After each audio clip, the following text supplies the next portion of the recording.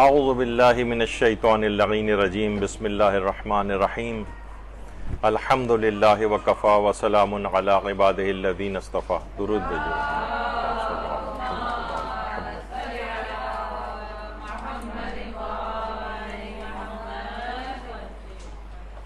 ابھی کچھ ہی دن پہلے رمضان المبارک کا اختتام ہوا ہے، تو اس میں ہمیں کہیں جو مدرسے کی جو فیس بک پیج ہے یا اور جو اس طرح کے جو صفحات ہیں، اس میں مختلف لوگوں کے سوال و جوابات اور مائنڈ سیٹ وغیرہ یہ کافی ہمیں پتہ چلتا ہے. تو اس میں بہت زیادہ اس قسم کے سوالات و جوابات ہمارے پاس آئے ہیں، اور لوگوں کی بہت ساری چیزیں ایسی معلوم چلی ہیں کہ جو ان لوگوں کے نظریات ہوتے ہیں. وعلیکم السلام. تو اس میں ایک یہ بھی چیز ہے کہ لوگوں کے دماغ میں ایک ٹرینڈ جو ہے وہ ڈیولپ ہو رہا ہے کہ قرآن کی فقط تلاوت کرنا جو ہے نا ایک بیکار اور بے فائدہ چیز ہے. یعنی جب تک ہم قرآن کو تفکر نہ کریں، قرآن پہ تدبر نہ کریں، جب تک ہم قرآن پر عمل پیرا نہ ہوں، یہ سب بیکار ہے، زبانی تلاوت کا کوئی فائدہ نہیں. اچھا، جب کسی کا یہ واقعتاً یہ نظریہ بن جائے، اور بہت سے ایسے پریچرز بھی پیدا ہو گئے جو اس طرح کی چیزوں کو پروموٹ کرتے ہیں کہ قرآن کی فقط تلاوت کرنا بالکل بیکار اور بے فائدہ ہے. اچھا، اب دیکھیے بہت سارے جو اور سوالات ابھی میں آپ کے سامنے وہ سوالات رکھ رہا ہوں جو لوگوں کا مائنڈ سیٹ بن گئے. پھر ہم اپنے موضوع پر آتے ہیں.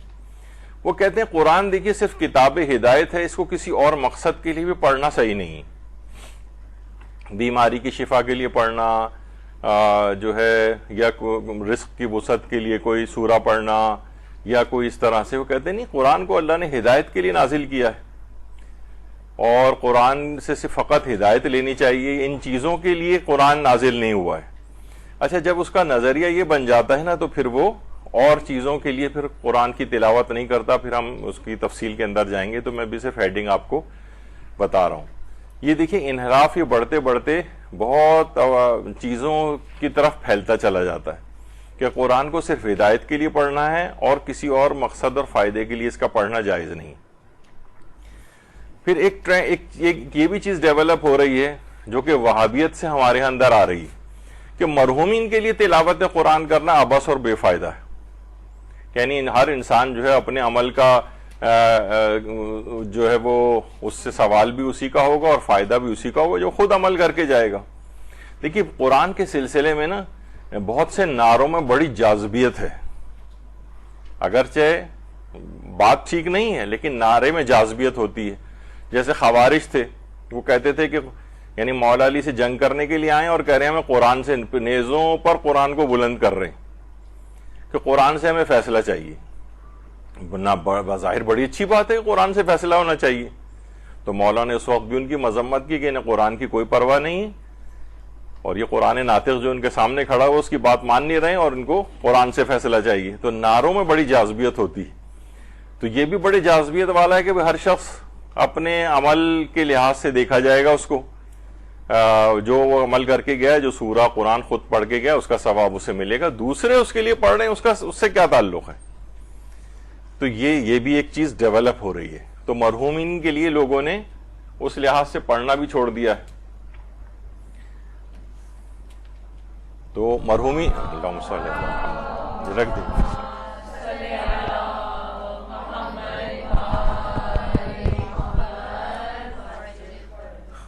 تو جس کا واقعتاً یہ والا دماغ بن جائے، وہ اپنے مرحومین کے لیے بھی نہیں پڑھے گا، اس کو نہ سورہ فاتحہ پڑھے گا، اور یہ نوجوانوں کے اندر ڈیولپ ہو رہا ہے. اور اس کے پیچھے بھی خاص پریچرز ہیں جو اس بات کو پروموٹ کر رہے ہیں. قرآن کو خود سمجھنا چاہیے، تفاسیر پڑھنے کی یا مولویوں کے پاس جانے کی کوئی ضرورت نہیں. قرآن کو اللہ نے آسان کر کے نازل کیا ہے، اور قرآن کی آیات بھی پیش کی جاتی ہیں. ہر شخص خود پڑھے اور سمجھے. تو خود اچھا، اس کے اندر کچھ چیزیں کسی حد تک ٹھیک ہیں، کس حد تک غلط ہیں. یہ جب ہم ذرا ان موضوعات پہ تفصیل سے گفتگو کریں گے تو آپ کے سامنے چیزیں کلیئر ہوں گی. کیونکہ ابھی رمضان ختم ہوا ہے، لوگ تلاوت قرآن سے فارغ ہوئے ہیں، اور یہ والی چیزیں یہ ہمیں پتہ چلا کہ تو معاشرے کے اندر بہت زیادہ دماغوں میں راسخ ہوتی جا رہی ہیں. قرآن کو خود سمجھنا چاہیے بھائی، نہ تفاسیر پڑھنے کی کوئی ضرورت ہے، نہ مولویوں کے پاس جانے کی ضرورت ہے، یعنی کسی سے پڑھنے کی ضرورت نہیں. یہ ایک ٹرینڈ ہے. پھر کچھ لوگ یہ ہے کہ بھائی ہمیں تو عربی پڑھنی آتی نہیں، تو بس ہمیں تو ہدایت لینی ہے نا اور اس کا فائدہ لینا ہے، تو ہم ترجمہ قرآن پڑھ لیتے ہیں، تو وہی تلاوت کا ہی ثواب ہمیں مل جائے گا. اس کی بھی تفصیل سے ہم انشاءاللہ اگر موقع ملا تو اس کو آگے بیان کریں گے کہ کیا فقط یعنی ترجمہ پڑھنے سے تلاوت قرآن کا ثواب یہ ملتا ہے یا نہیں ملتا ہے، کیونکہ ترجمہ پڑھنا ایک الگ چیز ہے، تلاوت قرآن کرنا یہ الگ چیز ہے. اچھا، پھر یہ کہ بھائی یہ جو تیزی کے ساتھ اب رمضان میں قرآن پہ قرآن ختم کیے چلے جا رہے ہیں اور کثرت کے ساتھ بہت تلاوت کر رہے ہیں، اس کی کیا ضرورت ہے؟ ایک قرآن بھی، ایک آیت بھی انسان سمجھ کے پڑھ لے تو کافی. اتنی کثرت مطلوب نہیں ہے. یعنی وہ لوگ جو اس قسم کا شبہ ڈالتے ہیں تو وہ یہ چیز جو ہے نا پروموٹ کرتے ہیں، اور ظاہر ہے اپنے سیاق و سباق سے ہٹ کر یا چیزوں کو ملائے بغیر کوئی ایک حدیث یا وہ اس طرح کی ان کو ملی جاتی تو وہ سوچتے ہیں کہ بس صرف یہی ہے، اس کے علاوہ کوئی اور چیز نہیں ہے. تو کبھی کبھار یہ بھی ہوتا ہے کہ کثرت تلاوت بھی مطلوب ہے، یعنی خود رمضان المبارک میں کثرت تلاوت مطلوب ہے. ابھی آگے چل کر اس کا بھی ہم ذکر کریں گے. تو یہ دماغ میں ہو گیا کہ نہیں، کثرت کی کوئی ضرورت نہیں، ایک آیت یا چاند آیات بھی پڑھ لی جائیں اور اس میں ہی تفکر و تدبر کر لیا جائے تو کافی ہے. یہ ایک انحراف ہے قرآن کے سلسلے میں. پھر کچھ لوگوں کا یہ کہ ختم قرآن کرنے کی کوئی شرعی حیثیت نہیں.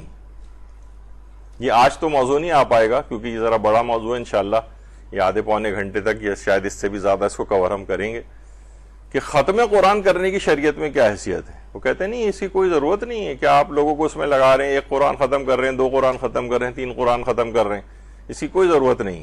ختم قرآن کی شرعاً کوئی حیثیت نہیں ہے ان کے نزدیک. یہ میں کسی اور کی باتیں نہیں بتا رہا ہوں آپ کو، وہابی یا اور دیگر افکار کی. یہ ہمارے ہاں شیعت کے اندر چیزیں جو ہے نا وہ آ گئیں. پھر کچھ یہ بھی غیروں کی طرف سے بھی ہوتا ہے کہ بھئی حفظ قرآن کی بھی کوئی خاص اہمیت نہیں، رٹے مارنے کی کیا ضرورت ہے. یہی وجہ ہے کہ وہ کہتے ہیں کہ ہمارے ہاں علماء اور مجتہدین میں کہاں حافظان قرآن ہوتے ہیں. اگر اس میں کوئی بات ہوتی اس کے اندر ایسی تو ہمارے علماء اور مجتہدین بھی حافظ قرآن ہوتے ہیں. اس کا مطلب ہے کہ اس کی کوئی اہمیت نہیں. یہ تو پورا ایک ایسا موضوع ہے، آج میں سوچ کے آیا تھا لیکن ذرا تھوڑا تاخیر سے درس شروع ہوا، یہ نہیں آ پائے گا موضوع، کہ آدھے پونے گھنٹے کا کم سے کم یہی ہے جس کے اندر ہم وہ فہرست بھی آپ کے سامنے پیش کریں گے کون کون سے موجودہ زمانے میں حافظ قرآن ہیں اور جو پہلے رہ چکے ہیں. تفصیل اس کے اندر آئے گی. لیکن ایسا نہیں کہ حفظ قرآن کی کوئی اہمیت ہی نہیں. لوگ کہتے ہیں کہ کیا رٹو طوطے کی طرح سے مثلا صرف قرآن کو رٹ لیا جائے اور بس اس کو سمجھنا چاہیے، ایک آیت بھی سمجھ لیں تو کافی ہے، رٹے مارنے کی ضرورت نہیں. تو یہ ایک انحراف اس سلسلے میں آ رہا ہے. ایک کچھ جگہوں سے یہ بھی ہونے لگا ہے کہ جناب مجتہدین جو بغیر قرآن پڑھے مجتہد بن جاتے ہیں. ان کی زندگیوں میں نہ ہمارے حوزہ ہے علمیہ میں قرآن ہے معاذ اللہ، اور نہ ہی مجتہدین جو ہے قرآن کے اوپر کوئی محنت کرتے ہیں. بس یہ فقہی مسائل وغیرہ، نجاسات مطہرات وغیرہ کے اندر لگے رہتے ہیں. باقی قرآن ان سے کوئی دلچسپی نہیں. انشاءاللہ اس موضوع پہ بھی، اس جو اعتراض ہے، شبہ ہے، اس پہ بھی ہم بات کریں گے. بعض اوقات یہ ہوتا ہے کہ آپ کو جو قرآن کو بہت زیادہ پروموٹ کرتے ہیں اور تو وہ نا عام طور پر عام افراد کے اوپر یہ لیبل لگاتے ہیں کہ آپ جو ہے نا اصلاً نہ آپ قرآن پڑھ رہے ہیں، نہ جب آپ قرآن نہیں پڑھ رہے تو آپ اس پر عامل بھی نہیں ہیں. یعنی وہ سوچتے ہیں کہ شاید قرآن کی ایک ایک صفحہ کھول کر اس کے اندر جو چیز ہے اس کو اندر پڑھ کے اسے عامل ہوا جاتا ہے. یہ ایک بہت بڑا شبہ ہے. یہ انشاءاللہ اس کی موضوع کے اوپر بھی ہماری گفتگو ہوگی. یہ بہت سارے چیزیں تو یہ آج کور بھی نہیں ہو پائیں گی، آئندہ آنے والے درسوں میں انشاءاللہ اس کو پورا کریں گے. کہ یعنی قرآن پر جو آلریڈی عمل کرنے والے افراد ہیں انہیں خلاف قرآن ہونے کا طعنہ دیا جاتا ہے کہ آپ لوگ کہاں، دیکھیے ہماری زندگی میں قرآن ہے ہی نہیں، نہ آپ لوگ قرآن پر عمل کرتے ہیں، نہ قرآن کھولتے ہیں، نہ عمل کرتے ہیں. جبکہ ایسا نہیں. کچھ لوگوں کا یہ ہے کہ اس میں سے جو مفاہیم اور چیزیں ہیں یہ فقط ترجمہ قرآن پڑھ کے بھی قرآن کے مفاہیم سمجھے جا سکتے ہیں. قرآن کھولیں، ٹھیک ہے آپ کو عربی نہیں آتی ہے، عربی چھوڑ دیں، آپ صرف ترجمہ قرآن پڑھتے رہیں اور سمجھتے جائیں کہ اس میں کیا بات کہی گئی. یہ خود ایک اتنا بڑا ایک فتنہ بن گئی ہے چیز کہ کتنے ٹی وی کے اوپر یوٹیوبرز موجود ہیں ایسے انٹرنیٹ پر، اور کتنے ایسے نام نہاد اسکالرس جو ہیں وجود میں آ گئے ہیں ایک مشروم کی طرح سے، یعنی پھیلتے چلے جا رہے ہیں وہ، کہ جو فقط ترجمہ قرآن پڑھ پڑھ کے ایسے ایسے باطل نظریات ہیں ان کے کہ آپ سر پکڑ کے بیٹھ جائیں گے. کوئی صاحب نظر آ رہے ہوتے ہیں، وہ کہتے ہیں جناب محمد رسول اللہ صلی اللہ علیہ وآلہ وسلم صلی اللہ علیہ وسلم،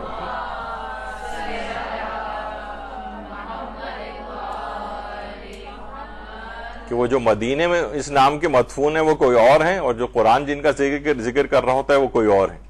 اور مسجد الحرام جو یہی ہے، یہی مسجد اقصی ہے، اور وہ سب قرآن سے ثابت کر رہے ہوتے ہیں. یہی فقط ترجمہ قرآن پڑھ پڑھ کے صرف لفظوں سے، جسے کہا جاتا ہے نا لفظوں سے نکاح کر کے، یعنی بس جو لفظ ہے اس کو پکڑ لیا ہے، اس کی چیز کو نہیں سمجھا گیا، اس کی روح کو قرآن کو نہیں سمجھا گیا.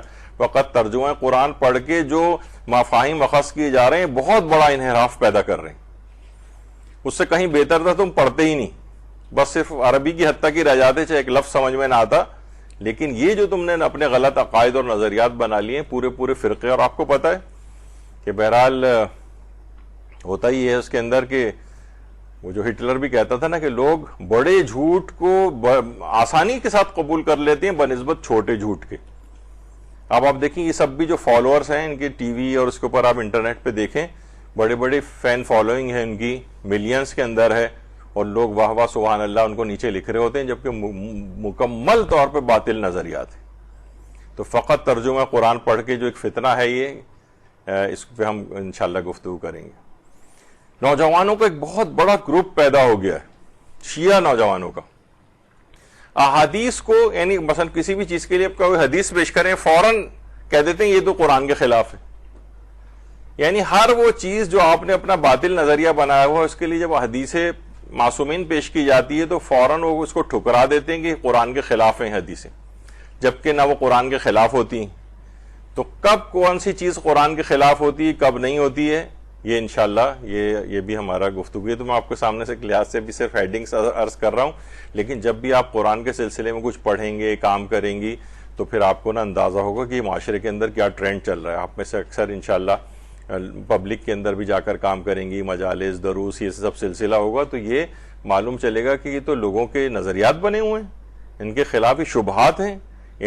شبہات آپ کو پتہ ہے کہ یہ پھر وہ خشت اول چون عہد معمار کج تا سریا میر اوید دیوار کج، یعنی اگر عمارت کی پہلی اینٹ ٹیڑھی رکھ دی گئی ہے نا تو یہ اس کو آسمانوں تک بھی لے جائیں تو پوری ٹیڑھی ہوتی چلی جاتی ہے اور اتنا ہی بڑا انحراف آ جاتا ہے. تو ان کو ہمیشہ چھوڑ نہیں دینا چاہیے، ان کو ایڈریس کرنا چاہیے، شبہات کو زائل کرنا چاہیے. تو احادیث کو خلاف قرآن سمجھ کر ٹھکرا دینے کا فتنہ، یہ ایک بہت بڑا فتنہ ڈیولپ ہو گیا ہے. اچھا، فقہ و عقائد میں قرآن کے ظاہری معنوں سے استنباط کرنا. مثلا کیا ہے کہ مسئلہ توسل یا اولیاء خدا سے مدد مانگنا، فوراً وہ قرآن کی آیت پیش کر دے گا ایاک نعبد و ایاک نستعین، تیری عبادت کرتے ہیں، تجھی سے مدد چاہتے ہیں، اس کا مطلب یا علی مدد کہنا بدعت ہے مثلا، یا معصومین سے مدد مانگنا جو ہے وہ بدعت ہے. تو کیا ہے، اس نے قرآن کے ظاہری معنوں سے ایک چیز کا استنباط کیا. فقہی احکام کے اندر بھی ہونے لگا ہے کہ دیکھیے جب قرآن میں فلاں چیز کہہ دی گئی ہے تو بس پھر اس کو ہمیں ماننا چاہیے. وہ اب اس متعلق کیا کیا احادیث آئی ہیں، کیا نہیں ہے، بڑی تفصیلی بحث ہوتی ہے. تو لوگ فقہ میں بھی دخل دینے لگے ہیں، عقائد میں بھی قرآن کی آیات کے ظاہری معنوں سے استنباط کر کے غلط نظریات اور عقائد بنا رہے ہیں. تو یہ بھی بہت خطرناک ایک طریقہ کار ہے. اس سے آپ ان تمام احادیث کا آپ کو انکار کرنا پڑتا ہے، اس کا مطلب قرآن کی چیز کو آپ نے سمجھا ہی نہیں. اچھا، ایک اور چیز ہے تفسیر قرآن سے معصومین کو مائنس کر دینا. آپ بہت سارے افراد ایسے دیکھیں گی، یوٹیوب کے اوپر دیکھیں، ادھر ادھر آپ سنیں، جو قرآن کے سلسلے میں گفتگو کر رہے ہیں. وہ اس میں خاص ایک چیز ہوگی، ابھی تو ہم اپنے مومنین کے اعتبار سے بات کر رہے ہیں، کہ وہ تفسیر قرآن بیان ہو رہی ہوگی لیکن معصومین کی احادیث کا کوئی تذکرہ نہیں ہوگا کہ معصومین نے اس حدیث کے متعلق، اس آیت کے متعلق کیا تفسیر بیان کی. نام ہی نہیں آتا پورے اس کے اندر. تو بعض اوقات یہ بھی ایک بہت الارمنگ چیز ہے کہ جو حقیقی مفسر قرآن ہیں، جو کہ قرآن کے تمام باطن کا بھی علم رکھتے ہیں، ظاہر کا بھی علم رکھتے ہیں، انہوں نے کیا تفاسیر کی؟ اگر آپ وہی صرف ظاہری معنوں کو پکڑ کے اور اس کو ایکسپلین کرتے چلے جائیں گے، پتہ نہیں کتنے یہاں پر میں اس کے اوپر دیکھتا رہتا ہوں کہ جو کہ جہاں پہ 365 دن بہت سی جگہوں کے اوپر تفسیر قرآن کا درس ہو رہا ہے، یعنی ایک دن بھی سال میں ناغہ نہیں ہوتا ان جگہوں کے اوپر. اور جب آپ پڑھتے ہیں ان کو سنتے ہیں تو معلوم ہی چلتا ہے کہ اس کے اندر حدیث تو کوئی بیان ہی نہیں، بس قرآن کی صرف آیت چل رہی ہے، اس کے جو ظاہری معنی الٹ پھیر کر کے آگے پیچھے کر کے اپنے معنوں کے ساتھ ملا کے وہ بیان ہو رہے ہیں. یہ خود ایک بہت بڑا فتنہ ہے. آپ اگر کوئی بھی اس قسم کی تفسیر قرآن بیان کرے جس میں سے معصومین مائنس ہوں، آپ سمجھ جائیں کہ یہاں پہ گڑبڑ ہے. یہ جو ہے نا کچھ کسی اور طرف جو ہے آپ چلی جائیں گی، بظاہر چاہے باتیں بہت اچھی بھی لگیں. دیکھیے بعض اوقات یہ بھی ہوتا ہے کہ انحراف جو ہے نا بہت جلدی ظاہر نہیں ہوتا ہے، 30 سال 40 سال لگ جاتے ہیں. بعض اوقات پھر آپ کو سمجھ میں آتا ہے کہ ارے یہ تو انحراف تھا. شروع میں باتیں بہت اچھی لگ رہی ہوتی ہیں، جیسے ابھی میں نے کہا کہ قرآن کے سلسلے میں نعروں کی بڑی جاذبیت ہے، اٹریکٹیو نعرے. قرآن سے بات ہونی چاہیے، قرآن پہ عمل ہونا چاہیے، قرآن پہ تفکر ہونا چاہیے، قرآن پہ تدبر ہونا چاہیے. کتنی اچھی باتیں ہیں اور واقعتاً ہونا بھی چاہیے، لیکن وہ اس کے اندر کہاں سے انحرافات ہوتے ہیں، یہ خود اس کو بہت زبردست سمجھنے کی ضرورت ہوتی ہے. تو اس کے اندر ایک یہ بھی ہے کہ تفاسیر قرآن سے معصومین کو مائنس کرنا، یہ خود ایک بہت بڑا مسئلہ ہے. قرآن کی سائنس کے ساتھ زبردستی تطبیق کرنا، یہ بہت مسئلہ ہو گیا. دیکھیے یہ مثلاً یہ والا جو وہ چیز ہے، اس کی قرآن جو یہ آیت کہہ رہی ہے، اس کی سائنس بھی تائید کرتی ہے.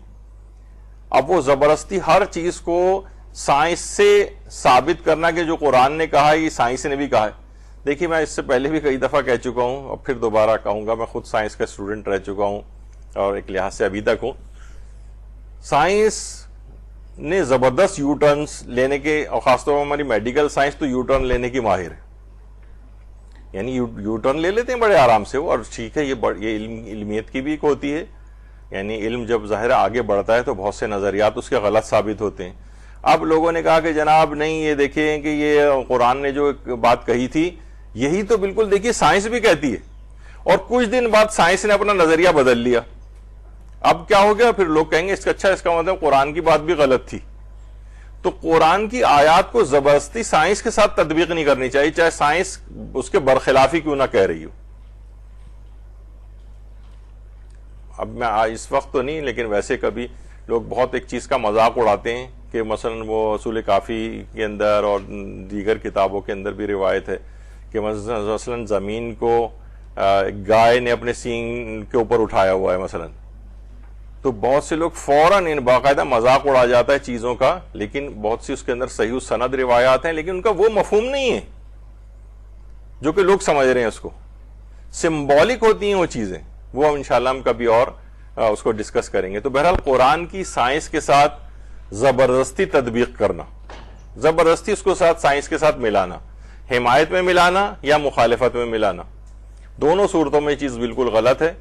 سائنس چاہے مخالفت بھی کہہ رہی ہو، ہمیں قرآن کی بات کو لینا ہے، کیونکہ وقت گزرنے کے ساتھ ساتھ سائنس یو ٹرن لے کے وہ آ جائے گی قرآن ہی کی طرف واپس. تو ہمیں اتنی زیادہ فکر مند ہونے کی ضرورت نہیں ہے، اور نہ سائنس سے ہر چیز کو ثابت کرنے کی ضرورت ہے.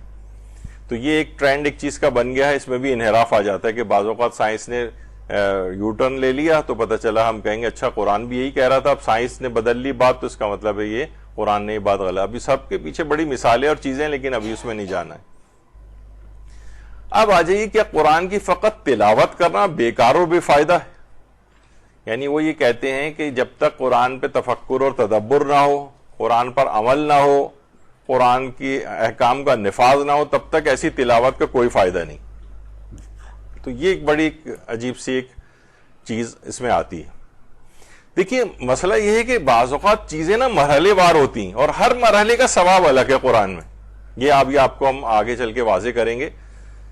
یعنی وہ سب بھی چیزیں اگلے مرحلوں میں آنی ہیں، ان کے الگ ثواب ہیں، ان کے الگ درجات ہیں، لیکن اس سے پہلے کے بھی بہت سے مرحلے ہیں، ان کا بھی ثواب ہے. فقط تلاوت قرآن کی بھی الگ اہمیت اور ثواب ہے، چاہے ایک لفظ آپ کو سمجھ میں نہ آئے، چاہے آپ اس وقت بالکل تفکر و تدبر نہ کریں، چاہے آپ اس وقت قرآن پر عامل بھی نہ ہوں، کچھ بھی آپ نہ کر رہے ہوں، فقط تلاوت کرتے ہوئے گزر رہے ہیں، پڑھتے ہوئے اس کی بھی مکمل اہمیت اور ایک الگ ثواب ہے۔ اور خود روایات میں ہی آئے، ہمارے پانچویں امام محمد باقر علیہ الصلوۃ والسلام پیغمبر اکرم سے فرماتے ہیں، نہ صرف یہ کہ تلاوت قرآن کی اہمیت ہے بلکہ اس میں ترقی بھی کرتے جانا ہے۔ فرماتے ہیں پیغمبر اکرم صلی اللہ علیہ وآلہ وسلم، صلی اللہ علیہ محمد کہ جو شخص رات کو 10 آیتوں کی تلاوت کرے اس کا نام غافلین میں نہیں لکھا جائے گا، یعنی جو یاد خدا سے بالکل بے بہرا ہے غافل ان میں نہیں ہوگا۔ جو شخص 50 آیتوں کی تلاوت کرے اس کا نام ذاکرین میں لکھا جائے گا، اور جو شخص 100 آیتوں کی تلاوت کرے اس کا نام قانتین میں لکھا جائے گا، اور جو شخص 200 آیتوں کی تلاوت کرے اس کا نام خاشعین میں لکھا جائے گا، اور جو شخص 300 آیات کی تلاوت کرے اس کا نام سعادت مندوں میں لکھا جائے گا، جو شخص 500 آیات کی تلاوت کرے اس کا نام عبادت اور پرستش خدا کی کوشش کرنے والوں میں لکھا جائے گا، اور جو شخص 1000 آیتوں کی تلاوت کرے وہ ایسا جیسے اس نے کثیر مقدار میں سونا راہ خدا میں دیا ہو۔ درود بھیجیے محمد صلی اللہ علیہ وسلم۔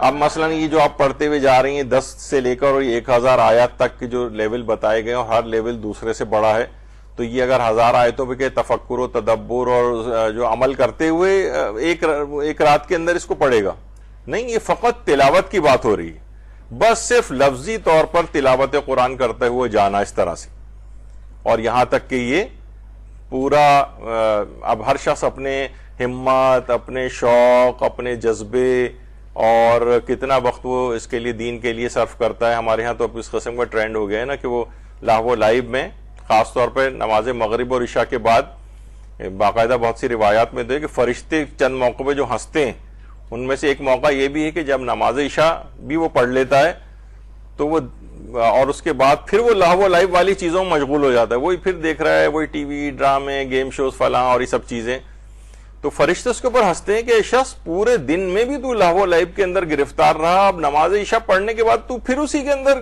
ہو گیا گرفتار، ہنستے ہیں اس کے اوپر، یہ تمہاری کیا حالت ہے۔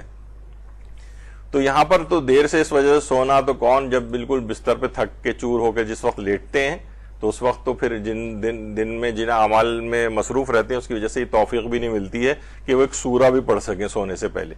تو ہمارے ہاں تو یہ کہ تلاوت قرآن میں بھی ترقی کا سوچا جائے کہ ہم پہلے اتنی سورہ پڑھتے تھے سونے سے پہلے، اب اور آگے بڑھیں اور آگے بڑھیں اور آگے بڑھیں، پھر ہر شخص کی ہمت اور طاقت، ورنہ کم سے کم 50 آیات کا تو ایک ٹارگٹ، ایک ایوریج جو ہے وہ رکھنا ہی چاہیے۔ اب وہ چند سوروں کا انتخاب کر لیں جو مل کے 50 آیات بن جائیں، تو بہرحال ترقی کرنی چاہیے۔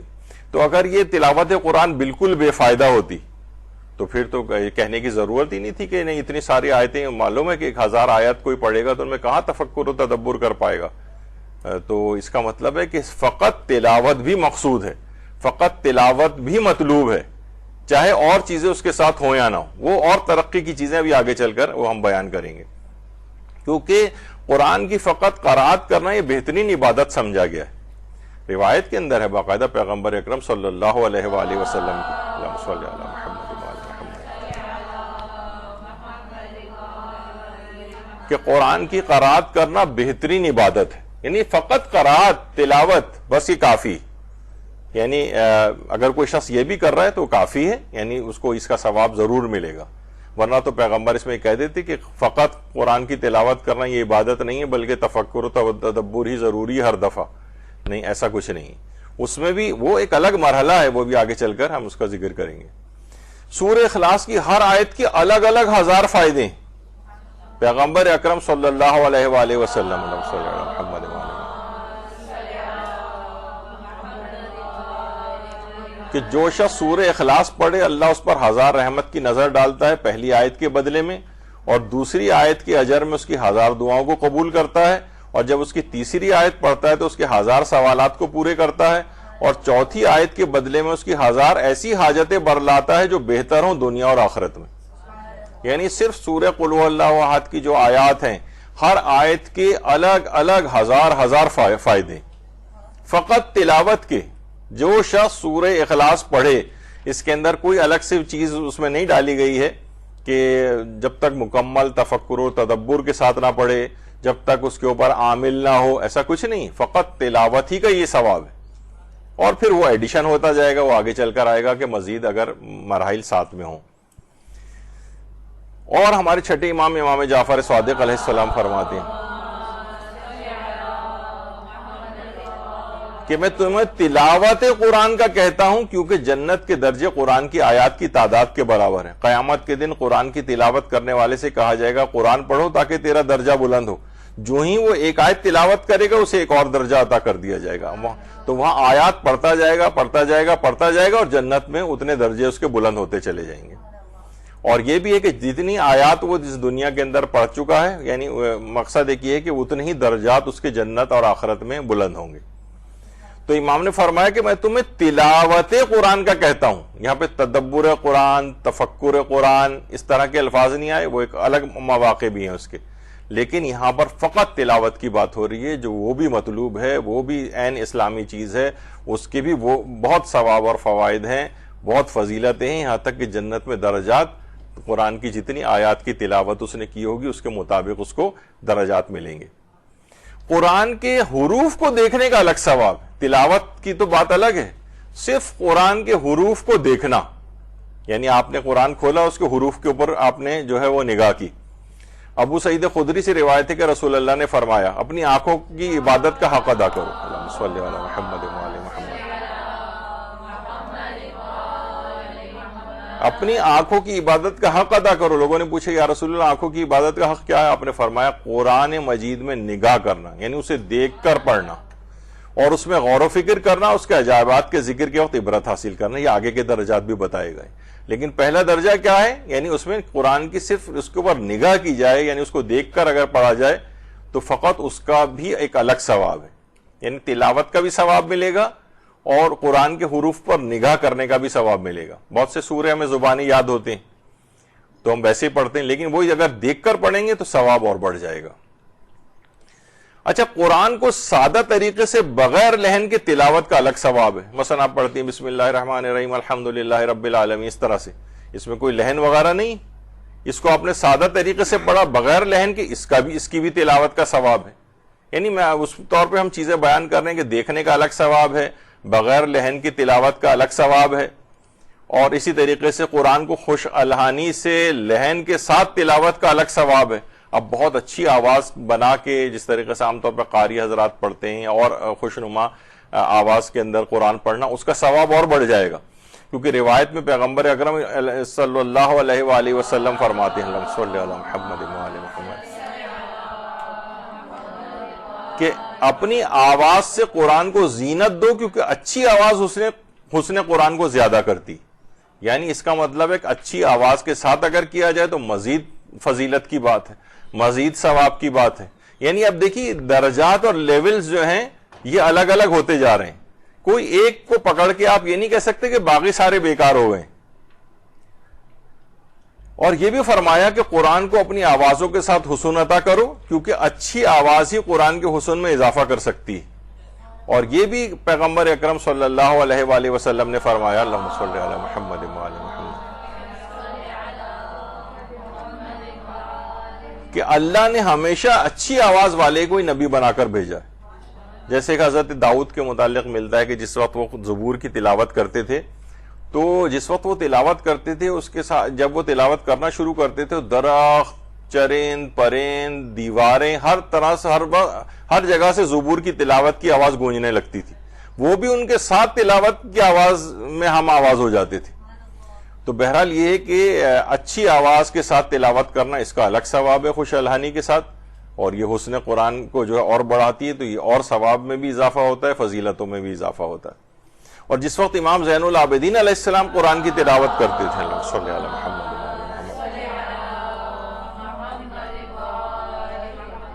کتنی خوش الحانی کے ساتھ پڑھتے تھے کہ راہ چلنے والے بھی آپ کی طرف کھینچے چلے آتے تھے، اور بعض تو اتنے متاثر ہوتے تھے کہ امام کی تلاوت کی آواز سن کر بے ہوش ہو جاتے تھے، اتنی زبردست پر اثر امام کی آواز تھی۔ جب بھی چوتھے امام فرماتے تھے اگر مشرق و مغرب کے درمیان تمام مخلوقات مر جائیں اور قرآن میرے پاس ہو تو مجھے کوئی وحشت نہیں ہوگی۔ تو قرآن کی ایک بڑی، اب یہ کیا ہے، صرف قرآن کی تلاوت، امام اس وقت تفکر و تدبر یا اس کے اسرار و رموز کا درس نہیں دے رہے ہوتے تھے، فقط تلاوت کر رہے ہوتے تھے، تو اتنی پر اثر ان کی آواز ہوتی تھی کہ لوگ کھینچے چلے آتے تھے، رک کر سننے لگتے تھے راہ چلتے لوگ، اور اتنے متاثر بعض اوقات ہوتے تھے کہ بے ہوش تک ہو جاتے تھے سن کر۔ اچھا، اب قرآن مجید کے ترجمے کو پڑھنے کا ایک الگ ثواب ہے، اس سے تلاوت قرآن کا تو ثواب نہیں ملتا، یہ بات یاد رکھ لیں، ترجمہ پڑھنا تلاوت قرآن نہیں ہے، یہ بالکل اس میں سے نکال دینا چاہیے، اس کو ہٹا دینا چاہیے۔ یعنی ترجمہ قرآن اگر آپ پڑھ رہے ہیں، اس سے ہدایت کی کوئی بات لے رہے ہیں، وہ بہت اچھی بات ہے، اس کا ثواب، فضیلت، چیزیں آپ کو ملیں گی، لیکن تلاوت قرآن کا ثواب نہیں ملے گا۔ بلکہ ایک دفعہ میں نے ذکر بھی کیا تھا، آیت اللہ حافظ شیخ بشیر نجفی سے بھی استفتاء ہوا تھا، تو انہوں نے کہا تھا کہ اصلاً اگر کوئی شخص ترجمہ قرآن کو اگر قرآن قرار دے یا تو یہ خود ایک گناہ بھی ہے۔ قرآن فقط عربی زبان میں نازل ہوا ہے، اس کو عربی ہی کے اندر پڑھنا چاہیے۔ بہت سے لوگ دعاؤں کے سلسلے میں بھی یہ کہتے ہیں کہ دعائیں بھی ہمیں عربی میں پڑھنا آتی نہیں ہیں، تو اس میں جو معصورہ دعائیں ہیں جو خود ائمہ معصومین سے تعلیم ہوئی ہیں، معصورہ یعنی جو ائمہ نے خود کہی ہیں، تو وہ ان کو بہتر ہے کہ عربی ہی میں پڑھیں، اور جو غیر معصورہ ہیں ان کو چلیں آپ اردو میں، یا خیر ان دعاؤں کو بھی اردو ترجمہ پڑھا جا سکتا ہے، تو وہ ہدایت والی چیز ایک ہو جائے گی، لیکن اصلاً معصورہ دعا کو پڑھنے کا آپ کو ثواب نہیں ملے گا، ترجمے کا ثواب ملے گا۔ جیسے کوئی اگر قرآن کے فقط ترجمے کو پڑھے اردو میں، انگریزی میں، کسی اور زبان میں، تو اس کو ترجمہ قرآن پڑھنے کا ثواب ملے گا، لیکن خود تلاوت قرآن کا ثواب نہیں، یہ ایک دماغ میں رہے۔ اچھا، مصحف قرآن کو اپنے ساتھ رکھنے کے بھی، یعنی یہ ایک تو ہے کہ خود تلاوت کرنا نہیں، قرآن کو فقط اپنے ساتھ رکھنے کے بھی ثواب اور فوائد ہیں، فقط اپنے ساتھ رکھنا۔ یہی وجہ ہے کہ آیت اللہ بہجت سے جب یہ نظر بد اور جادو کے توڑ کے سلسلے میں ایک استفتاء ہوا ہے، جو ان کی پرسش آئے شمع و پاسخ آئے آیت اللہ بہجت کے نام سے جو کتاب ہے، ان سے سوال و جواب ہوئے ہیں، تو اس میں کسی نے ان سے پوچھا تھا کہ جو شخص نظر بد کا شکار ہوا، اس پہ جادو کیا گیا، اس کا توڑ کیسے کرے؟ تو آیت اللہ بہجت نے 6 چیزیں بتائی تھیں۔ ان میں پہلی جو چیز یہ تھی کہ ہمیشہ اپنے ساتھ ایک چھوٹا قرآن رکھے، یہ اس کو نظر بد سے بھی محفوظ رکھے گا اور اس کو جادو وغیرہ سے بھی محفوظ رکھے گا۔ بہت سے لوگوں کو آپ نے دیکھا ہے کہ وہ گاڑی کے اندر بھی اپنے ساتھ رکھتے ہیں، سواری کے حادثات وغیرہ سے بچانے کے لیے۔ دوسرا، انہوں نے فرمایا کہ اذان صبح کے وقت گھر میں بآواز بلند اذان دے، نظر بد بھی اثر نہیں کرے گی، جادو بھی اثر نہیں کرے گا۔ تیسری چیز، روزانہ دن میں 50 آیات قرآنی کی بآواز بلند تلاوت کرے۔ تلاوت، تفکر، تدبر، تفسیر، تعویل اور یہ سب چیزوں کی بات نہیں ہو رہی، فقط تلاوت۔ سورہ فلق اور سورہ ناس کی روزانہ تلاوت کرے، آیت الکرسی کی دن میں کئی مرتبہ تلاوت کرے، اور سونے سے پہلے خاص طور پر 4 قل ضرور پڑھے۔ یہ 6 چیزیں آیت اللہ بہجت نے بتائیں، تو اس پہ نظر بد کوئی لگے گی اور نہ ہی کوئی جادو اس کے اوپر اثر کرے گا۔ تو کیا ہے، ہمیشہ ایک چھوٹا قرآن اپنے ساتھ رکھنا، یہ خود قرآن کو چاہے ہم پڑھ بھی نہیں رہے تب بھی اس کا جو ہے ایک الگ فائدہ ہے۔ تو ہر چیز کے درجہ، اب مثلا کوئی شخص کہے اصل تو چیز ہدایت لینا ہے، یہ قرآن کو جیب میں رکھنے کا کیا فائدہ ہے؟ وہ بھائی فائدے ہیں ان کے، یعنی آپ کا اپنا ایک الگ مائنڈ سیٹ بن گیا ہے۔ بلکہ بعض اوقات تو میں کہوں بہت سے وہابی حضرات جن سے یہ یعنی امپورٹ ہو رہے ہیں اس قسم کے عقائد، وہ ان کے عقائد بھی نہیں ہیں، وہ بھی اتنا انکار نہیں کرتے جتنے ہمارے والے ان سے بھی آگے بڑھ گئے ہیں وہابی عقائد میں، ان سے بھی آگے کی طرف جا رہے ہیں، جو خود وہابیوں کی بھی عقائد نہیں ہے، بہت سے تو وہ چھوڑتے بھی جا رہے ہیں اپنے عقائد۔ تو ساتھ میں قرآن رکھنا، یہی وجہ ہے کہ رہبر معظم باقاعدہ اس کی الگ سے تاکید کرتے ہیں کہ اپنے ساتھ ایک چھوٹا قرآن جیبی، جو خود ان کی اپنی جیب میں بھی ہر وقت ساتھ رہتا ہے، جو خود جس پر عامل ہیں وہی لوگوں کو کہتے ہیں کہ ہمیشہ کہ جب بھی کبھی آپ کو موقع ملے، فوراً آپ کے پاس ذرا سا بھی فارغ وقت ہو، آپ فوراً جیب سے نکالیں اور تلاوت شروع کر دیں۔ کتنی جگہوں پہ دیکھیے آپ جاتے ہیں، ڈاکٹر کے وہاں جاتے ہیں، لائن میں لگے ہوئے ہیں، بل جمع کرانے گئے ہیں لائن میں لگے ہوئے ہیں، بینک گئے ہیں وہاں پہ لائن میں لگے ہوئے ہیں، آپ نے جیب میں سے، پرس میں سے کہیں سے بھی چھوٹا قرآن نکالا اور پڑھنا شروع کر دیا۔ فلائٹ میں بھی ٹائم ہے، کچھ بجائے ادھر ادھر سب لوگوں کو دیکھنے کے اور ادھر ادھر کی چیزوں کے معائنے کرنے کی اور لوگوں کو فقط معائنہ کرنے کے، اس سے کہیں بہتر ہے کہ انسان ان چیزوں میں نکال کے اپنے اس وقت کو بھی کیوں ضائع کرے۔ تو قرآن جیبی ایک ہونا چاہیے. چھوٹا سا قرآن اپنے پاس پرس میں, بیگ میں, کسی بھی جگہ ساتھ رکھنا چاہیے. تو اس کے الگ وہ بھی ٹھیک ہے, وہ بھی ٹھیک ہے, کوئی حرج نہیں. البتہ یہ ضرور ہے, ابھی آگے چل کر ہم اس کا ذکر کریں گے کہ مصحف کی ایک الگ تاکید ہے. اصلاً جو ہے ابھی آگے چل کر اس کا عمل قرآن کے سلسلے میں ایک سوال ابھی آگے چل کر آئے گا, اس میں یہی ذکر ہے اس سوال کے اندر ہے کہ اگر ہم قرآن موبائل فون کے اندر آلریڈی ہے ہی, تو اگر ہم عمل قرآن کرتے وقت شب قدر میں اپنے موبائل فون کو اپنے سر کے اوپر رکھ لیں تو کافی ہے, کیونکہ اس میں قرآن تو آ گیا نا. تو انہوں نے کہا نہیں, کیونکہ مصحف کے حکم میں نہیں ہے. مصحف بین الدفتین, یعنی یہ جو دو دفتیوں کے بیچ میں, جو دو جلدوں کے بیچ میں جو قرآن ہوتا ہے, اس کی ایک الگ امپورٹنس ہے. دیکھیے آج کل بہت ساری چیزیں کتاب کی ایک الگ امپورٹنس رہے گی ہمیشہ. یہی وجہ ہے کہ یہ جو بھی انٹرنیٹ اور اس طرح کی جو چیزیں ہیں اور کتاب نہیں پڑھتے ہیں, تو ان کی معلومات ہمیشہ بہت اچٹتی پچٹتی ہوتی ہیں, اور یہ انحراف کا بھی جلدی شکار ہوتے ہیں. بس یہاں سے کلپ آ گیا, وہاں سے ریلز آ گئیں, وہاں سے شارٹس آ گئے, وہاں سے اس طرح کی چیزیں آ گئیں چند سیکنڈز کی. اس سے کوئی چیز نہیں بنتی جب تک, اور طالب علموں کو یا جن کو معاشرے میں کام کرنا ہے انہیں کتابیں ہی پڑھنی پڑیں گی, اور بہت مشکل ہے کیونکہ اس موبائل فون کے اندر یا لیپ ٹاپ وغیرہ کے اندر کتابیں نہیں پڑھی جا سکتی. ایسے ہی ایک آدھ صفحہ پڑھا جا سکتا ہے, یعنی میرا اپنا, ہم دن و رات اس کے اوپر بیٹھتے ہیں, لیکن اصلاً جو چیز کتاب سے ہے واقعتاً جبھی اس کی امپورٹنس ہے, ورنہ سارے علماء اور مراجع ہر وقت موبائل فون ہاتھوں میں لیے بیٹھے ہوتے, کسی کے پاس بھی نظر نہیں آئے گا. ہمارے استاد محترم تو اپنے پاس موبائل فون ہی نہیں رکھتے سرے سے. تو بہرحال, اور واقعی ہے کہ بہت ساری چیزیں, ورنہ ہر جو آوازیں اس کے اندر نکلتی رہتی ہیں وہ آپ کو ڈسٹریکٹ بھی کرتی ہیں. یعنی آپ کو کہ کنسنٹریشن سے کوئی دعا پڑھنے بیٹھے ہیں, آپ فوراً کچھ بیل بجی آپ اٹھا کے اسکرولنگ شروع کر دیتی ہیں اس کے اوپر, اور کہیں سے کہیں آپ کا دماغ نکل جاتا ہے. تو بہرحال یہ اتنے اچھی چیزیں نہیں ہیں, فائدے اپنی جگہ ہیں لیکن نقصانات زیادہ نظر آ رہے ہیں. اچھا, اب قرآن میں تفکر و تدبر کا ایک الگ سے مزید ثواب ہے. یہ ایک الگ مرحلہ ہے, لیکن اس مرحلے پہ جانے والے یا اس کی تلقین کرنے والوں کے لیے لازم نہیں کہ پچھلے تمام مراحل کو وہ ڈینائی کر دیں. نہیں, وہ بیکار ہیں سارے. اصل تو یہ چیز یہ ہے, اس کی اپنی الگ امپورٹنس ہے. یہاں تک ایک دفعہ امیر المومنین نے لوگوں کے سامنے, اللہم صلی علی محمد و آل محمد, لوگوں کے سامنے حضرت جابر بن عبداللہ انصاری کی تعریف کی. تو کسی نے کہا مولا آپ باب علم ہونے کے باوجود یعنی جابر کی تعریف کر رہے ہیں؟ آپ نے فرمایا تمہیں معلوم نہیں, جابر بن عبداللہ انصاری اس آیت کی تفسیر سمجھتے تھے کہ ان الذین فرض علیک القرآن لدارک الی معاد, یعنی بے شک جس نے آپ پر قرآن کا فریضہ عائد کیا ہے وہ آپ کو آپ کی منزل تک ضرور پہنچائے. صرف ایک آیت کی تفسیر وہ سمجھتے تھے. امام نے کہا کہ, اور اس کی بڑی جابر کی تعریف کر رہے تھے اس پہ امام.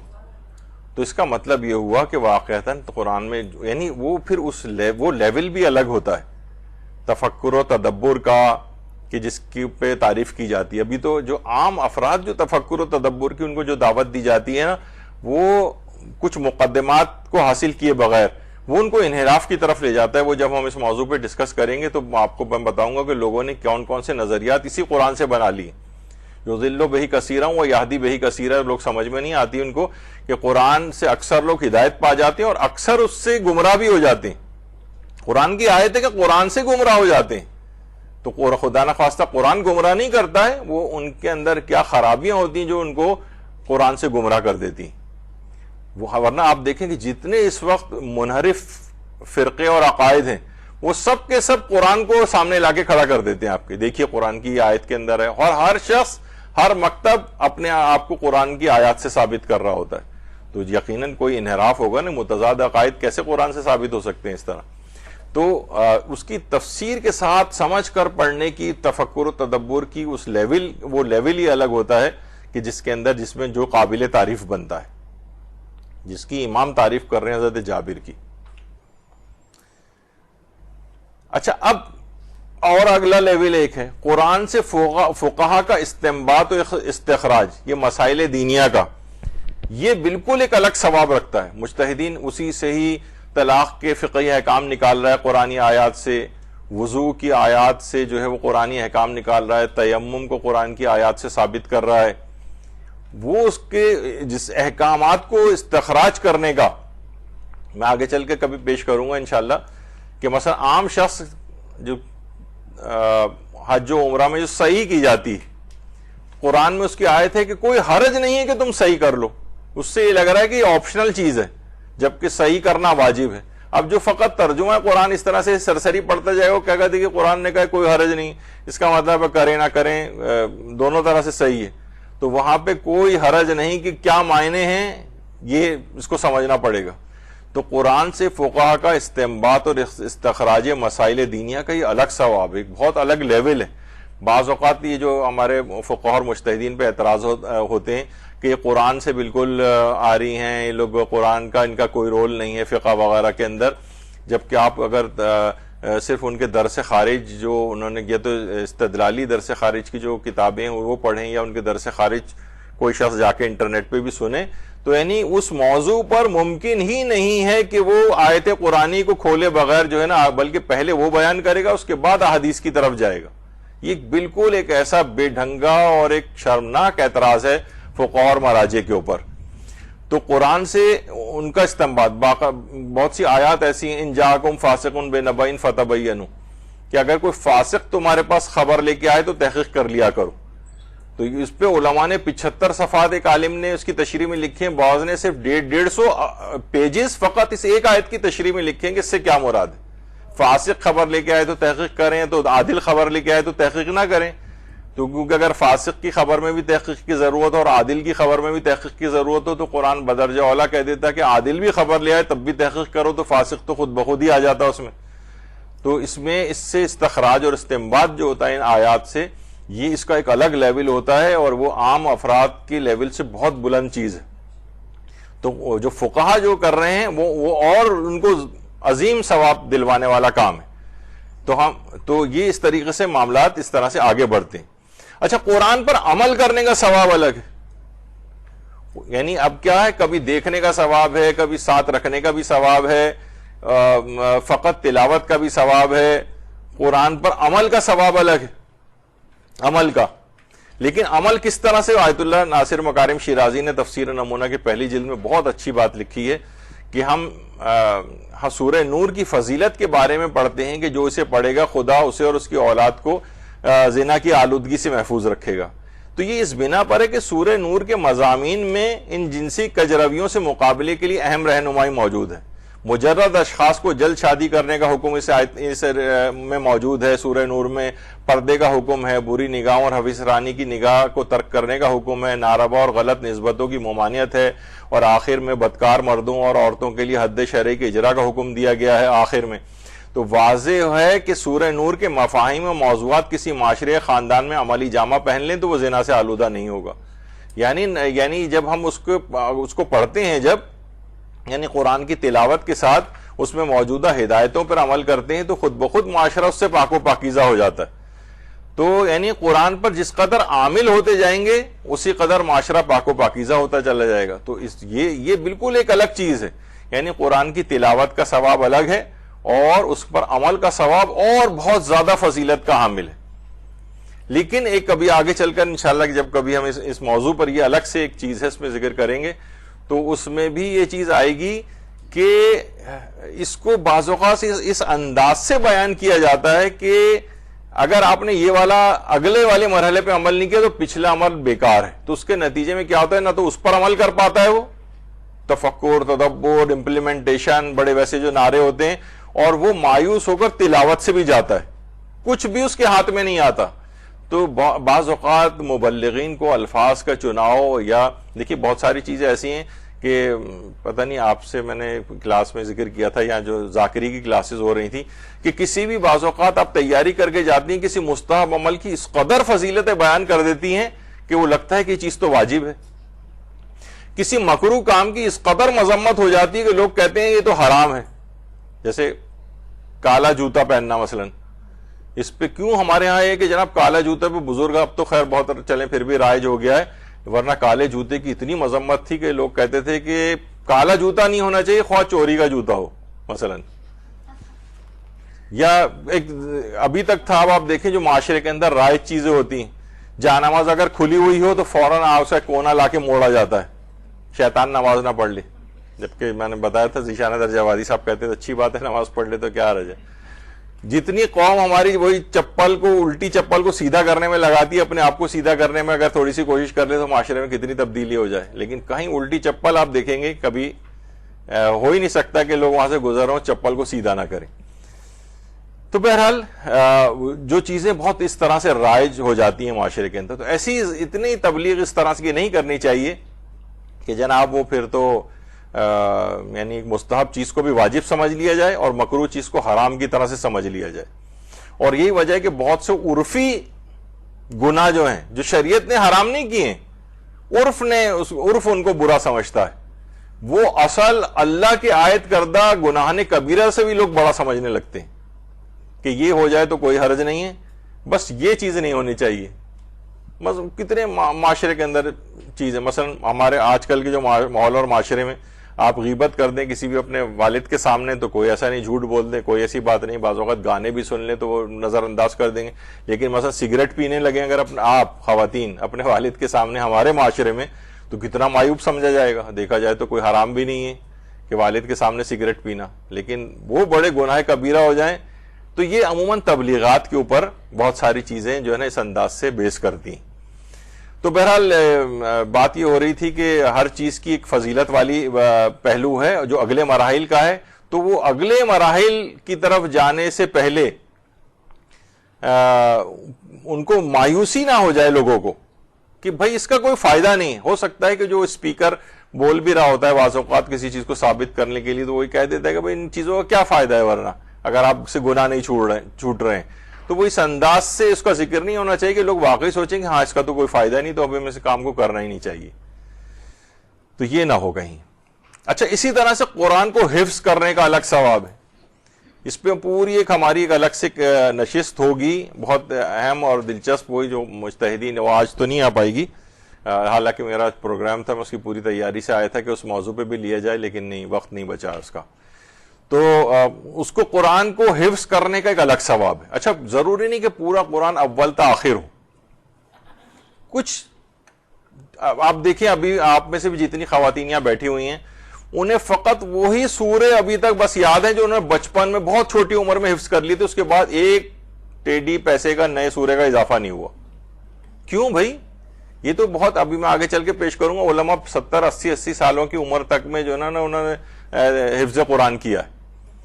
تو کیا وجہ ہے کہ بس وہ آپ کو بچپنے میں جو رٹوا دیے گئے تھے, یاد کر دیے گئے تھے, اس کے بعد سے آپ نے ایک سورہ بھی حفظ نہیں کیا, چھوٹا سورہ بھی حفظ نہیں کیا اس کے بعد کوئی, بس جو بچپن میں یاد ہو گئے تھے. یہ بہت غلط ٹرینڈ ہے. بہرحال قرآن کو حفظ کرنے کا یہ ایک الگ ثواب ہے, بلکہ ہم آگے چل کے اس کی تفصیل جب آئے گی تو ہم چھٹے امام جعفر صادق علیہ السلام کی روایت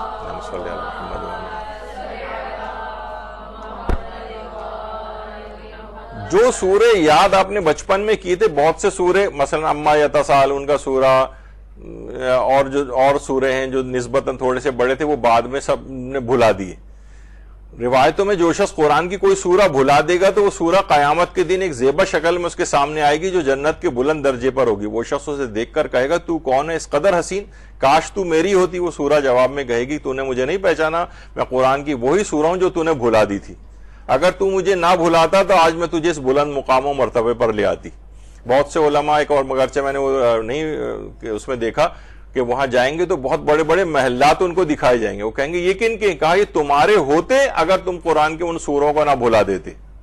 ایک روایت میں نے علماء کی اس سے سنی ہے, البتہ پڑھی نہیں کتاب کے اندر, لیکن علماء نے بیان کی. تو یعنی اس قدر ان کی تکرار بھی کرنی چاہیے کہ وہ آپ کو بھولنے نہ پائیں. اس کا الگ ثواب ہے, اس کے الگ فوائد ہیں حفظ کرنے کے. اور یہاں تک پیغمبر نے اکرم صلی اللہ علیہ وآلہ وسلم نے فرمایا کہ جو شخص ایک مرتبہ قرآن کو پڑھ لے لیکن پھر اس کی تلاوت نہ کرے, یعنی بھلا دے اس کو, تو خدا اس پر ہر آیت کے مقابلے میں ایک سانپ کو مسلط کرے گا, اور جب تک اسے گناہ بخش نہ دیے جائیں سانپ جہنم میں اس کے ساتھ رہیں گے. ملا یعذر الفقی کی روایت. اور جو شخص قرآن کو پڑھے اور پھر اس کی تلاوت نہ کرے, یعنی ایک دفعہ پڑھ لی اور پھر تلاوت کرنی چھوڑ دی اس نے, خدا کی بارگاہ میں وہ جزامی یعنی کوڑی کے طور پر پیش ہوگا.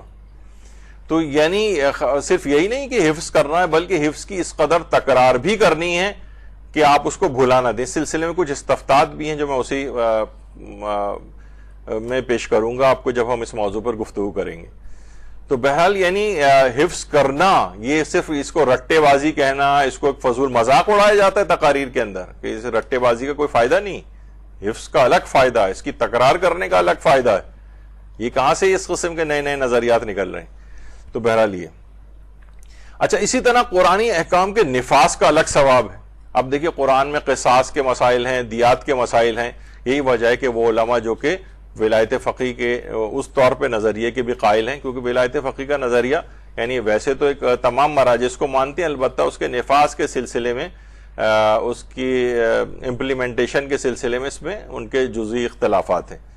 لیکن یہ کہ مثلا وہ علماء جو کہتے ہیں ولایت فقی کا نظام ظاہر ہے کہ یہ تمام آیات ورنہ معطل ہو جائیں گی، تو وہ اس میں اس سلسلے میں یہ فرماتے ہیں کہ قرآن کی ان آیات کا نفاذ، قصاص کا، دیات کا، گواہیوں کا نظام، قضاوت کے سسٹم، یا جو اور قرآن نے اس طرح سے بیان کیے ہیں، یہ معطل ہو کے رہ جائیں گے. تو جب ان کا نفاذ کرتے ہیں اور حکومت اسلامی قائم کرتے ہیں تو یہ اس کے الگ ثواب اور فوائد ہیں.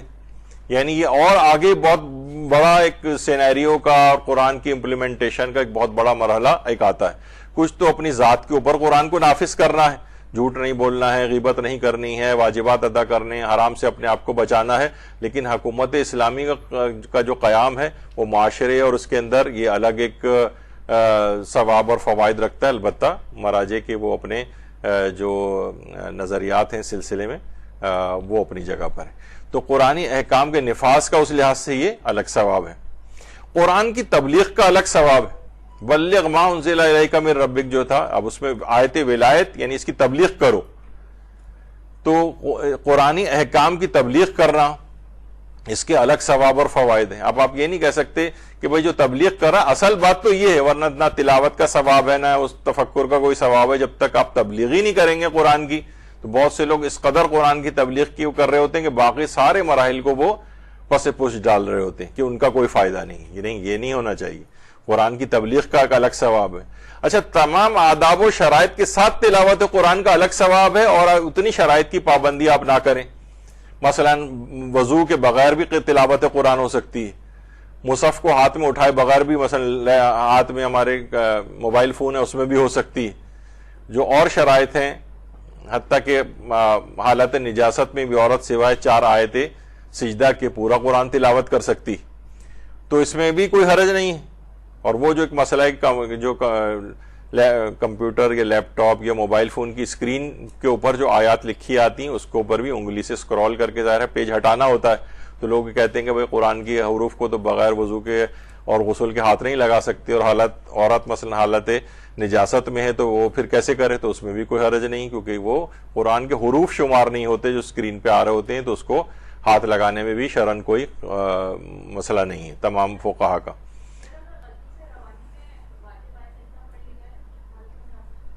ہاں تو بس ٹھیک ہے، بس پھر ایک سجدہ تو واجب ہو جائے گا، البتہ کیونکہ بے اختیار اور بھولے سے ایسا ہوا ہے تو کوئی گناہ بھی نہیں ہوگا اس میں، لیکن بہرحال پھر سجدہ کرنا پڑے گا. تو تمام آداب و شرائط کے ساتھ تلاوت قرآن کا الگ ثواب ہے. مثلا غم اور حزن کی کیفیات ہو، انسان رو رہا ہو، قرآن دیکھیے چھٹے امام میں امام جعفر صادق علیہ السلام فرماتے ہیں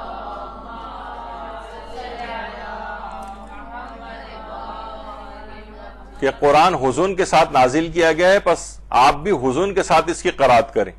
یعنی انسان روئے، گڑ گڑائے. روایات میں ملتا ہے کہ جس وقت مثلا آیت عذاب آئیں تو رک کر پروردگار سے ان عذابوں سے امان مانگے. جنت کی تذکرہ نعمتوں کا آئے تو اس وقت رک کر پروردگار سے اس جنت کی ان نعمتوں کا تقاضا کرے، دعا مانگے کہ پروردگار یہ مجھے بھی نصیب فرمانا. تو یہ مختلف چیزیں ہیں جو قرآن کی مختلف قرات کی جو کیفیات ہوتی ہیں، اس کے کچھ آداب شرائط ہیں.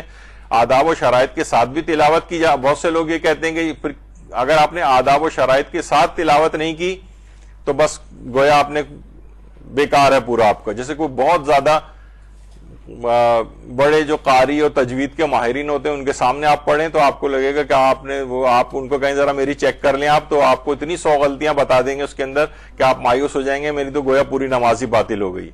حالانکہ وہ نماز کے اعتبار سے قرات ٹھیک ہونی چاہیے لیکن اتنی تجوید کے قواعد کی پابندیاں وہ لازم نہیں. تو وہ اچھا ان کی بھی کیا غلطی ہوتی ہے, وہ اتنا مایوس کر دیتے ہیں کہ وہ اتنے اعلیٰ پیمانے کی قرات اور تجوید کے قواعد اس کے اندر لے آتے ہیں کہ کہتے ہیں اس کے, یہاں تک کہ میں نے آپ کو شاید پہلے بتایا تھا کہ بہت سے جو طالب علم وہاں جاتے تھے حوزہ علمیہ قوم وغیرہ میں, تو آیت اللہ بہجت کے پیچھے نمازیں پڑھنی بند کر دی تھی انہوں نے, یعنی ان کی قرات صحیح نہیں ہے. شبیری زنجانی کے پیچھے بھی نمازیں نہیں پڑھ رہے ہیں, قرات صحیح نہیں ہے. تو ان قرات کی ان چیزوں کی پابندی وہ نماز میں اکثر قواعد کی پابندی واجب نہیں ہے, بلکہ ایک استفتہ تھا ایک الگ آغا سیستانی کے نزدیک بعض قواعد تو ایسے ہیں کہ ان کی پابندی نماز میں جائز نہیں ہے, وہ چھوڑیں. لیکن البتہ تو بہرحال قرآن میں غم کی کیفیات, یہ جو اور اس طرح کی کیفیات ہوتی ہیں, شرائط اور آداب, اس کے بغیر پڑھیں گے تو بھی تلاوت قرآن کا ثواب ملے گا, اور ان کے ساتھ پڑھیں گے تو اور ثواب بڑھ جائے گا آپ کا. تو اس میں جو لوگ مذمت کریں گے آپ کی کہ بھائی یہ کیا چلتے پھرتے اس طرح سے آپ پڑھ رہے ہیں, تو قرآن کا احترام نہیں ہے. بہت سے بزرگ ڈانٹ رہے ہوتے ہیں کہ مثلا کوئی تلاوت ایسی کرتا ہو, بچہ گزارا نہیں, ایک جگہ خاموشی سے بیٹھ جاؤ, بڑی اس کے ساتھ پڑھ, نہیں, اسی کوئی ضرورت نہیں. بہت سے لوگ کہتے ہیں کہ یہ کیا ہے, بس گاڑی میں گئے اور آپ نے نوحہ آن کر دیا اور یہ پورے آداب کے ساتھ صحیح سننا چاہیے. بھائی ہر طرح سے سنا جا سکتا ہے, آداب کے ساتھ سنیں گے تو اور اچھا ہے, نہیں سنیں گے اس کے بغیر تو بھی سنا جا سکتا ہے. خیر, اور کچھ چیزیں ایسی ہیں وہ آداب میں کہ پیغمبر اکرم صلی اللہ علیہ وآلہ وسلم فرماتے ہیں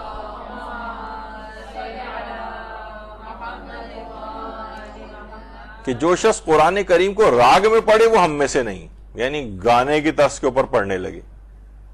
تو بہرحال اب یہی وجہ ہے کہ پھر وہ ان تمام چیزوں کی طرف بھی معاملات چلے جاتے ہیں کہ جو کہ گانوں کی طرز میں, جب قرآن کو پڑھنے کی اجازت نہیں ہے.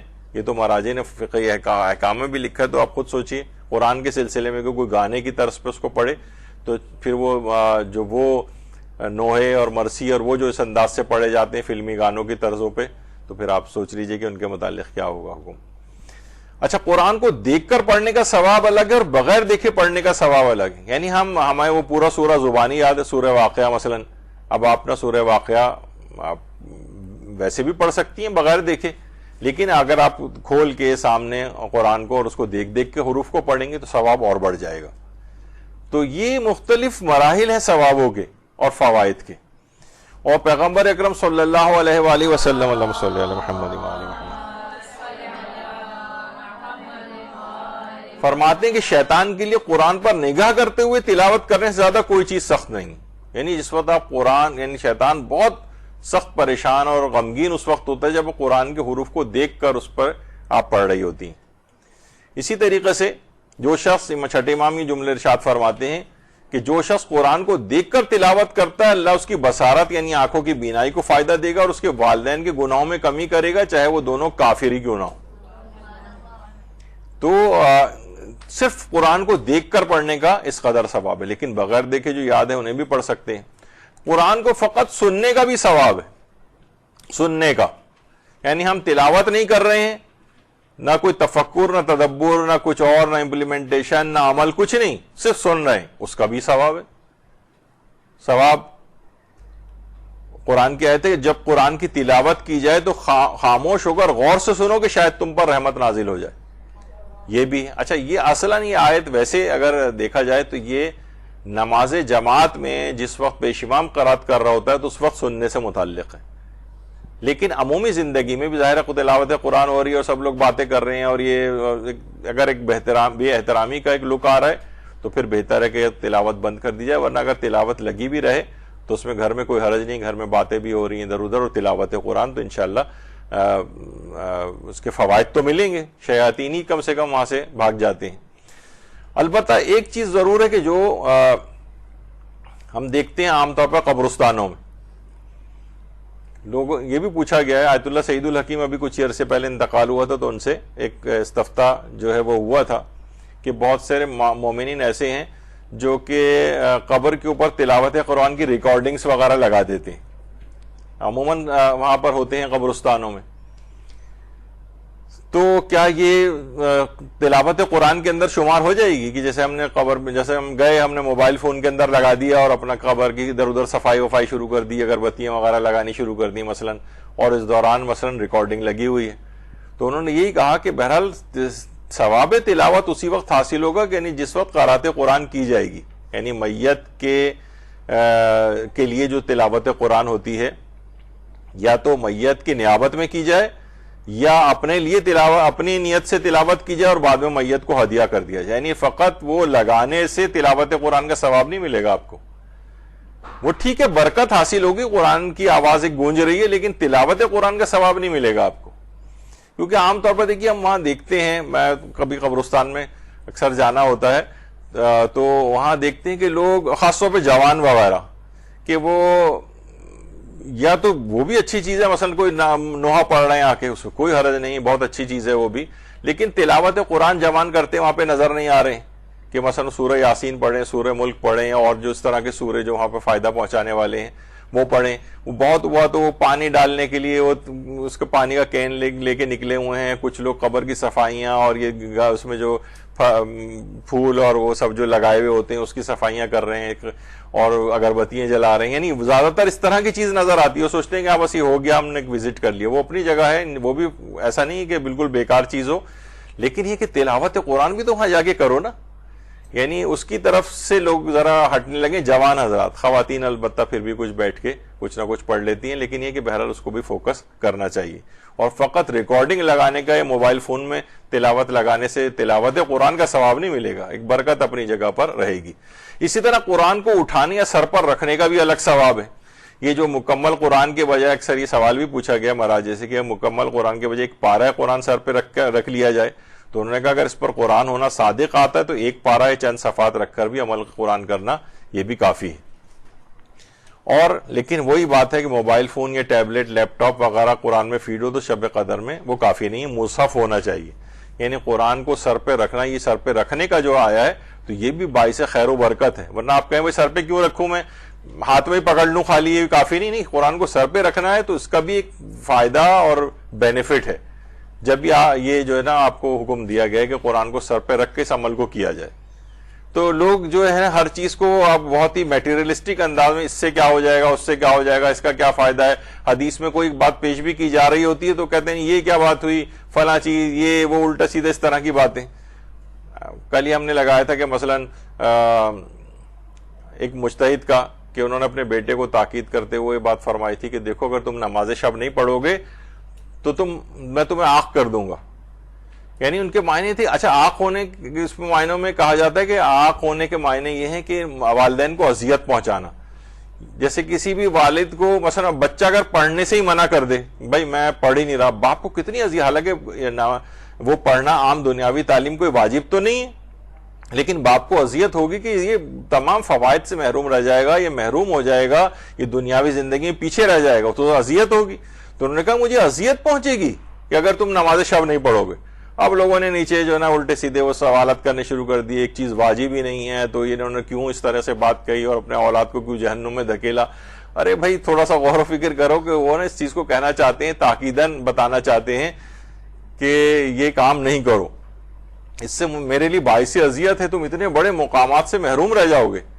تو ان کے بچے پھر اس کے اوپر عامل ہوئے. یعنی بعض اوقات یہ چیزیں اس طور پہ کہی جاتی ہیں. تو ان چیزوں کے اثرات ہیں. قرآن کو فقط سر پہ رکھنے کے بھی اثرات ہیں جب یہ آپ کو حکم دیا گیا ہے. ورنہ یہ نہیں کہ اس سے کیا فائدہ ہوگا اور ہاتھ میں پکڑ لیں گے تو وہی تو قرآن نے سر پہ رکھے ہیں، ہاتھ میں رکھے ہیں. نہیں فرق پڑتا ہے جناب. تو خیر، اچھا اسی طرح علوم قرآنی حاصل کرنے کا الگ ثواب ہے. اب یہ ثواب بڑھتے جا رہے ہیں. دیکھیے یعنی اگر آپ مرحلے وار اس کو دیکھتے جائیں، علوم قرآنی یعنی ایک تو صرف قرآن کی تلاوت کی حد تک بات تھی. اب وہ علماء اس کو حاصل کرتے ہیں، علم تفسیر حاصل کرتے ہیں، محکم اور متشابہ کی پہچان کیسے ہوتی ہے قرآنی آیات میں، ان کی آیات میں تفکر و تدبر کیسے ہوتا ہے، قرآنی آیات جو بظاہر ایک دوسرے سے ٹکراتی ہوئی نظر آتی ہیں اس کو حل کیسے کیا جاتا ہے. بہت سارے علوم قرآن کی پوری ایک لسٹ ہے کہ علوم قرآن کے اندر کون کون سی چیزیں شامل ہیں. وہ سب حاصل کریں گے، اس کا اور ثواب ہے، وہ اور لیول بہت بڑا ہے. اسی طرح قرآن پڑھانے کا الگ ثواب ہے. قرآن پڑھانا جو امیر المومنین علیہ الصلوۃ والسلام نے فرمایا، اللہم صلی علی محمد وعلی محمد، کہ باپ پر بیٹے کے 3 حقوق ہیں: اچھا نام رکھے، ادب سے آراستہ کرے اور قرآن کی تعلیم دے. اب یہاں قرآن کی تفکر، تدبر اور تفسیر قرآن کے لحاظ سے بات نہیں ہو رہی. ابھی صرف قرآن پڑھنا سیکھنا اس کو آ جائے، قرآن پڑھنا اس کو آ جائے. یہ اس کی بات ہو رہی، یہ اس کا حق ہے کہ اس کو قرآن پڑھنا سکھا دے. تو صرف قرآن پڑھنے کا الگ ہے. اور یہ بھی روایت میں ہے کہ اگر قرآن کو سکھایا جائے، کسی کو تعلیم دی جائے، چاہے اپنی اولاد، جس نے اپنے ایک لڑکے کو قرآن کی تعلیم دی، پیغمبر فرماتے ہیں گویا بیت اللہ کے 10,000 عمرے کی ہیں، اور 10,000 غلام اولاد اسماعیل سے آزاد کیے ہیں، 10,000 بھوکوں مسکین مسلمانوں کو کھانا کھلایا ہے، 10,000 برہنہ کو لباس پہنایا ہے. اللہ اس کے ہر حرف کے بدلے نیکی دیتا ہے، 10 گنا معاف کرتا ہے. قرآن قبر میں اس کے ساتھ ہوگا، میزان میں اس کا پلہ بھاری رہے گا، اور وہ پل صراط سے بجلی کی تیزی سے گزر جائے گا. اور قرآن اس وقت تک اس سے جدا نہ ہوگا جب تک کہ اپنی خواہش سے زیادہ عزت اور بزرگی وہ شخص نہ پالے. یعنی اپنی اولاد کو فقط قرآن کی تعلیم دینے کا، اب اپنی اولاد ہو کسی اور جگہ آپ پڑھانے کہیں جائیں، اس کا الگ ثواب ہے. یعنی آپ یہ مختلف مرحلے ہیں قرآن کے لحاظ سے. اور یہ بھی امام حسن عسکری علیہ السلام نے فرمایا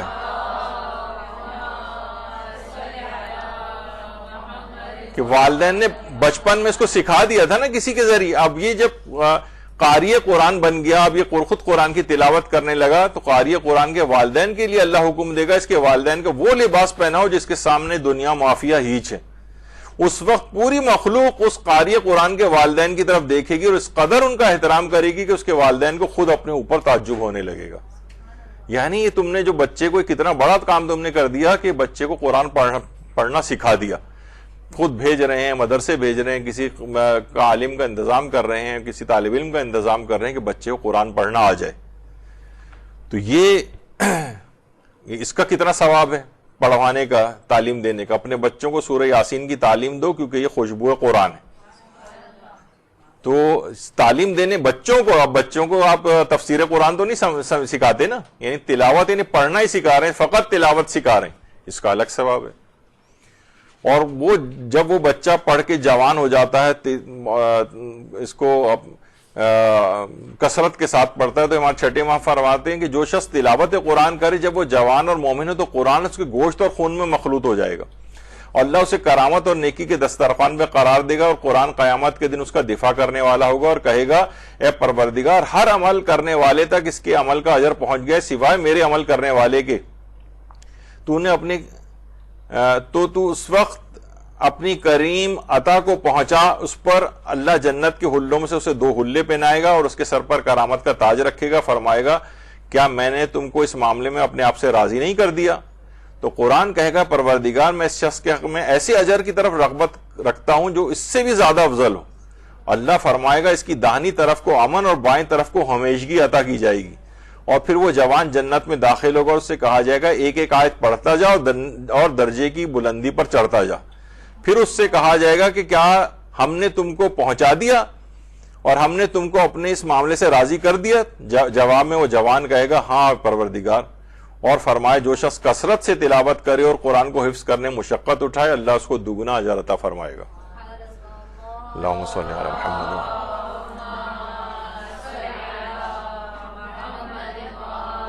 اس قدر تلاوت کیجئے، اس قدر تلاوت کیجئے، اس چکر میں بالکل نہ آئیں کہ جب تک اگلے مراحل نہ ہو تب تک وہ بیکار ہے.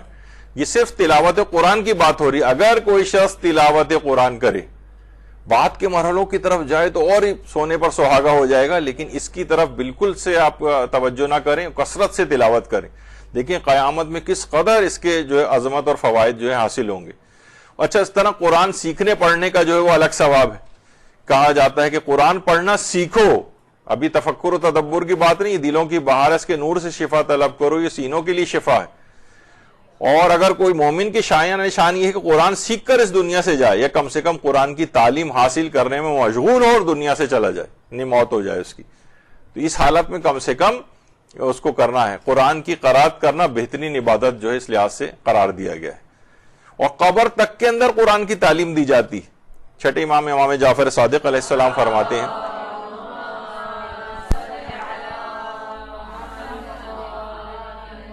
کہ ہمارے محبوں اور شیعوں میں سے جب کوئی مر جاتا ہے اور وہ اچھی طرح قرآن پڑھنا نہ جانتا ہو تو قبر میں اسے قرآن کی تعلیم دی جائے گی. خدا اس کے درجات کو بلند کرے گا، کیونکہ درجات بہشت قرآنی آیات کی تعداد اتنے ہیں. وہاں قاری قرآن سے کہا جاتا ہے پڑھو اور اگلے درجوں میں چلے جاؤ. یہاں پہ بھی ہے کہ تلاوت کرو، تفسیر، تفکر تدبر والی چیزوں کی بھی بات نہیں ہو رہی ہے، ان کی اپنی الگ جو ہے وہ اہمیت ہے۔ یہی وجہ ہے کہ آیت اللہ جعفر سبحانی سے سوال کیا گیا کہ دنیا اور آخرت کی بھلائی کے لیے آپ ہمیں اور ہمارے اہل خانہ کو کیا تجویز فرمائیں گے، نصیحت؟ تو انہوں نے جواب دیا نمازوں کو اول اوقات میں انجام دیں اور قرآن کا ایک پارہ روزانہ تلاوت کریں، دنیا اور آخرت کی ہر خیر اور بھلائی آپ کے اور آپ کے اہل خانہ کے لیے آ جائے گی۔ یعنی روزانہ ایک پارہ تلاوت۔ اب دیکھا جائے تو ایک پارہ تلاوت کرنے میں کتنا ٹائم لگتا ہے؟ اگر یہ بالکل ابس اور بے فائدہ ہے تو انہوں نے کہنا چاہیے تھا ایک آیت پورے تفکر و تدبر کے ساتھ پڑھ لیا کرو، بس نہیں کہا پورا پارہ ایک روزانہ پڑھو، چاہے دیکھیے اس میں کچھ سمجھ میں اس لحاظ سے آئے یا نہ آئے۔ یہی وجہ ہے کہ امام خمینی نے اپنے بیٹے احمد خمینی کے نام جو خط لکھا تھا، آج بھی وہ صحیفہ امام جو کتاب ہے اس کے اندر موجود ہے، اس کی 16ویں جلد میں، اور وعدہ دیدار کے نام سے ایک الگ امام خمینی کے خطوط پر اردو میں بھی ترجمہ ہو گئی ہے، اس میں بھی آیا ہے۔ کہا کہ دیکھو معرفت کے ساتھ اس عظیم کتاب قرآن مجید سے مانوس رہو اور اسے اپنے محبوب تک پہنچنے کا ایک راستہ قرار دو، خواہ صرف قرات کے ذریعے ہی کیوں نہ صحیح، صرف تلاوت کے ذریعے۔ یہ ہرگز نہ سوچو کہ بغیر معرفت کے تلاوت کا کوئی اثر نہیں، یہ شیطان کا وسوسہ ہے۔ امام خمینی نے کہا ہے محبوب کی جانب سے یہ کتاب تمہارے اور سب کے لیے دعوت نامے کی حیثیت رکھتی ہے، اور محبوب کا نامہ محبوب ہوتا ہے اگرچہ عاشق اس کا مضمون نہ سمجھ سکے۔ اس قصد کے ساتھ قرات کرنے سے محبوب کی محبت کے جو ہمارا مقصود ہے شاید تمہارے شامل حال ہو جائے اور وہ تمہارا ہاتھ تھام لے۔ تو بہرحال قرات قرآن یہ مجھے کچھ سمجھ میں نہیں آ رہا ہے، ایسی قرات کا کوئی فائدہ نہیں جو سمجھ میں نہ آئے، جو تفکر نہ ہو، تدبر نہ ہو۔ تو یہ امام خمینی نے کہا شیطانی وسوسہ ہے، یہ اس کے چکر میں کبھی نہ آنا اور قرات قرآن مسلسل کرتے رہنا۔ یہی وجہ ہے کہ ہمارے 5ویں امام نے جو جملات ارشاد فرمائے ہیں، اللہم صلی علی محمد وعلی محمد، کہ جو شخص سونے سے پہلے سورہ مسبحات یعنی حدید، حشر، صف، جمعہ، تغابن اور سورہ اعلیٰ کی تلاوت کر کے سوئے تو وہ امام اثر کی زیارت سے مشرف ہوئے بغیر نہیں مرے گا، اور بغیر زیارت کے مر بھی جائے تو وہ رسول اللہ کے جوار میں رہے گا۔ اب کوئی شخص اگر اس لحاظ سے آپ دیکھیں تو روزانہ اگر کوئی شخص یہ سب سورے پڑھے، حدید، حشر، صف، جمعہ، تغابن، اعلیٰ، تو یہ ہم کہیں گے یہ جب تک بے فائدہ ہے، جب تک تفکر و تدبر نہ ہو اور فقط تلاوت کا کوئی فائدہ نہیں، تو فقط تلاوت ہی کا فائدہ امام بتا رہے ہیں۔ تو ان سب کی چیزوں کے فوائد ہیں فقط تلاوت کے بھی، اور یہی وجہ ہے کہ پیغمبر اکرم تیز بخار کی حالت میں بھی تلاوت قرآن میں کمی نہیں کرتے تھے۔ فرماتے تھے آج رات کا یہ بخار مجھے قرآن کی 30 سوروں کی تلاوت سے نہ روک سکا، جس میں 7 طویل سورہ بھی شامل تھی۔ اب پیغمبر اکرم کہاں رک کر اس میں، ظاہر پیغمبر کی تو تفکر و تدبر کا لیول ہی الگ ہے، تو لیکن کثرت تلاوت بھی پیغمبر اس میں بتانا چاہ رہے ہیں کہ حتیٰ کہ بیماری تک میں جس میں ہماری نمازیں واجب چھوٹ جاتی ہیں ہم لوگوں کی، اس میں پیغمبر فرماتے ہیں کہ 30 سوروں کی تلاوت کی جس میں 7 طویل سورے بھی شامل تھے سخت بخار میں بھی۔ اور یہ بھی پیغمبر اکرم نے فرمایا کہ جو شخص سوتے وقت 100 مرتبہ سورہ قل اللہ احد پڑھے تو اللہ اس کے 50 برس کے گناہ کو بخش دے گا، 50 سال۔ اب کوئی کہے کہ بھائی ایک آیت پہ ہی تدبر کر لیتے، یہ 100 دفعہ پڑھنے کی تکرار کرنے کی کیا ضرورت ہے؟ جی ہاں، اس کے یہ فائدے ہیں، 100 دفعہ ہی پڑھنا ہے اس کو۔ تلاوت کا ثواب یہ بتایا گیا کہ 50 سال کے گناہ بخشے جائیں گے، اور جو 50 آیت کی تلاوت کرے گا یہ بھی پیغمبر نے فرمایا کہ اسے اللہ یاد کرنے والے یعنی ذاکرین میں اس کو شمار کرے گا۔ اور یہی وجہ ہے کہ فقط تلاوت کے اتنے فوائد ہیں کہ حتیٰ کہ جنگیں ہو رہی ہیں مختلف جگہوں پہ، عراق میں جنگ، محاذ جنگ کے اوپر بیٹھ کر جو سپاہی ہیں وہ تلاوت قرآن جو ہے وہ کر رہے ہیں، اور جس گھر میں بھی کثرت سے تلاوت کی جاتی اس گھر میں خیر بڑھ جاتا ہے، اس میں رہنے والوں کے امور میں وسعت پیدا ہو جاتی ہے، اور وہ آسمان کے لیے ایسے چمکتا ہے جیسے اہل دنیا کے لیے آسمان کے ستارے چمکتے ہیں۔ تو یہ کیا ہے؟ فقط تلاوت کی بات ہو رہی ہے، ان سب یہ بے فائدہ نہیں اور بہت اہم ہے۔ تم سب کو قرآن پڑھنا چاہیے، پیغمبر فرماتے ہیں قرآن کا پڑھنا گناہوں کا کفارہ ہے، جہنم کے لیے ڈھال ہے، عذاب سے امان دلواتا ہے۔ تلاوت، جو سورہ شمس کی تلاوت کرے گا گویا اس نے ہر اس چیز کا صدقہ دیا جس پر سورج اور چاند چمکتے ہیں، فقط تلاوت کرنے کا ثواب ہے یہ۔ جب قرآن کی کوئی تلاوت کرتا ہے اس کے لیے رحمت کے دروازے کھولے جاتے ہیں، منہ سے نکلنے والے ہر حرف کے بدلے میں فرشتہ خلق ہوتا ہے جو قیامت تک اس کے لیے استغفار کرتا ہے۔ بے شک علم حاصل کرنے کے بعد خدا کے نزدیک قرات قرآن سے بڑھ کر کوئی چیز نہیں۔ قرات اور تلاوت، فقط تلاوت کی بات ہو رہی ہے، فقط تلاوت کا کس قدر عظمت اور ثواب ہے۔ تم سب کو قرآن پڑھنا چاہیے. تو خیر ابھی روایت آ گئی. تو تمہاری شب و روز کا ساتھی قرآن ہونا چاہیے, تمہاری ہر بات ذکر خدا اور تلاوت قرآن پر مشتمل ہونے چاہیے. پیغمبر اکرم کی جو روایت ہے جامع الاخبار میں. ایمان کی کامیابی قرآن کی تلاوت سے ہے. دیکھیے میں پھر بار بار وہ لفظ کہہ رہا ہوں, کتنی احادیث اس کے اندر یہ بات آئی کہ امام محمد باقر علیہ السلام اپنے والد چوتھے امام سے نقل کرتے ہیں محمد محمد کہ رسول خدا نے سعد ابن معاذ کی نماز جنازہ پڑھائی. فرمایا حضرت جبریل کے ہمراہ 90,000 فرشتوں نے نماز جنازہ پڑھی ہے. میں نے جبریل سے پوچھا کہ آپ ان لوگوں کی نماز جنازہ میں کیوں شریک ہوئے؟ تو جبریل نے کہا معاذ اٹھتے بیٹھتے سوار پیادہ آمد و رفت کے وقت ہر وقت سورہ توحید کی تلاوت کیا کرتے تھے. تو دیکھا جائے تو انہیں ایک ایک آیت پڑھ کے تفکر و تدبر والا, یعنی میں اس کی مذمت نہیں کر رہا کہ ان لوگوں کو بار بار ڈینائی کر رہا ہوں جو کہتے ہیں کہ تلاوت قرآن بے فائدہ ہے. یہ ہر وقت کیوں اتنی کثرت کے ساتھ تلاوت کی جا رہے ہیں؟ 90,000 فرشتے ان کے لیے آ رہے ہیں فقط اس وجہ سے. تو بہرحال بہت آسانیاں اور سہولتیں پیدا ہوتی ہیں اور روایات اور وہ بہت زیادہ ہیں. اور یہ بھی ہے کہ وہ گھر جس کے اندر قرآن نہیں پڑھا جاتا, اللہ کو یاد نہیں کیا جاتا, 3 مصیبتیں اس کے گھر میں داخل ہو جاتی. برکت کم ہو جاتی, اب ہمیشہ مالی مشکل رہے گی. فرشتے اس کے گھر کو چھوڑ دیتے ہیں, برکتوں سے محروم ہو جائے گا, لڑائی جھگڑے ہوں گے اور نفاق پیدا ہو جائے گا ان میں. اور شیاطین اس گھر میں داخل ہو جاتے ہیں, ویران ہو جائے گا, گھریلو جھگڑوں کا شکار ہو جائے گا وہ گھر. یعنی جہاں قرآن کی تلاوت نہیں ہوتی, جہاں قرآن پڑھا نہیں جاتا, یہ نہیں کہ جہاں پہ قرآن پہ غور و فکر و تدبر نہیں کیا جاتا وہاں یہ نقصان ہوگا, فقط تلاوت. اور وہ تو دیکھیے ایسی شخصیات صرف امام حسین علیہ السلام کی تھی کہ جو کہ محمد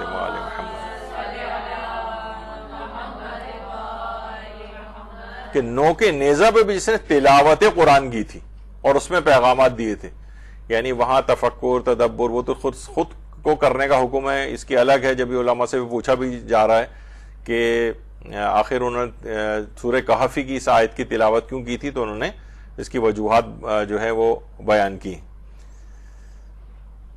کہ یہ نشانی فقط اصحاب کہف کی حد تک منحصر نہیں تھی, بلکہ واقعہ اس سے بھی کہیں زیادہ عجیب ہے میرا نوک نیزہ پہ تلاوت کرنا. اور وجہ مشابہت یہ کہ اصحاب کہف موت کے بعد زندہ ہوئے تھے اور انہوں نے کلام کیا تھا.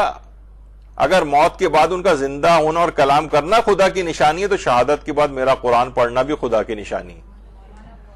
تو بہرحال تلاوت کی تھی انہوں نے بھی, کوئی درس قرآن یا کوئی تفکر و تدبر کے لحاظ سے, اس لحاظ سے تو اس میں تو خود ہی آپ کو تفکر کرنا ہے کہ امام نے کیوں کیا اور یہ ان سے سوال پوچھا گیا. تو بہرحال یہ دماغ میں رہے کہ اس کا پورا نتیجہ یہ ہرگز نہ نکلے کہ میں نے بار بار جو اس لحاظ سے ایک جملہ لگایا ہے اس کے اندر کہ میں تفکر و تدبر اور اس کا خلاف ہوں, ہرگز بھی نہیں.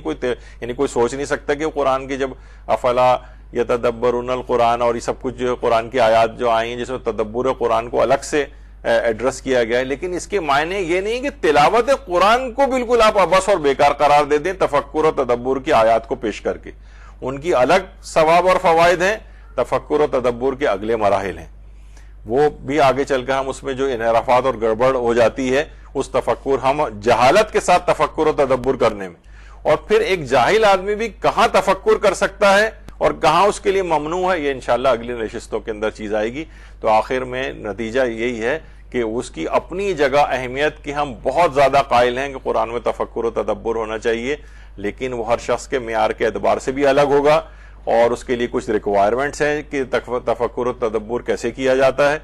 ورنہ اور اس کے مقابلے میں وہ افراد کی اس کے بغیر تلاوت قرآن بالکل عبث اور بیکار ہے, یہ بالکل غلط اور ایک انحرافی نظریہ ہے, اور یہ قرآن کی تلاوت کو بالکل ختم کرنے کی سازش کا پہلا سٹیپ ہو جائے گا اگر اس نظریے کو پروموٹ کرنے کی کوشش کی گئی. یہ ہم نے صرف آج ایک لحاظ سے اس بات پہ صرف فوکس کیا ہے. انشاءاللہ اگلی نشستوں میں آگے قرآن کی اور چیزوں کے اوپر بھی ہماری گفتگو ہوگی. وصلی اللہ علی محمد وآلہ الطیبین الطاہرین.